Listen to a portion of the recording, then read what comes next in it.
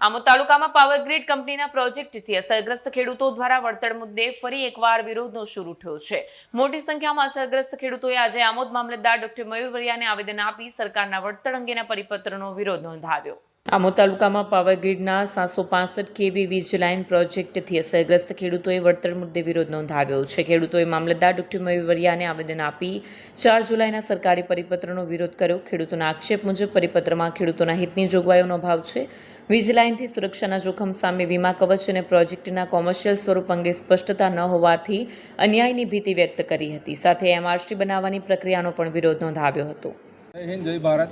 આજે સમગ્ર આમોદ તાલુકાના ખેડૂતો મામલતદાર ઓફિસે MRC બાબતે જે બોલવામાં આવેલા હતા એ બાબતે સમગ્ર ખેડૂતો હાજર રહ્યા હતા। અમે મામલતદાર સાહેબને એક અમારો MRC બાબતે જવાબ આપેલો છે કે સરકાર અમારી ઉપર 1885 જે અંગ્રેજો સમયનો કાયદો લાગુ કરવા માટે પહેલાં તો એને નાબૂદ કરે, ત્યારબાદ જે પરિપત્ર 4/7/2026નો છે એની અંદર ખેડૂતો માટે કોઈ વીમા કવચનો ઉલ્લેખ છે નહીં, બરાબર।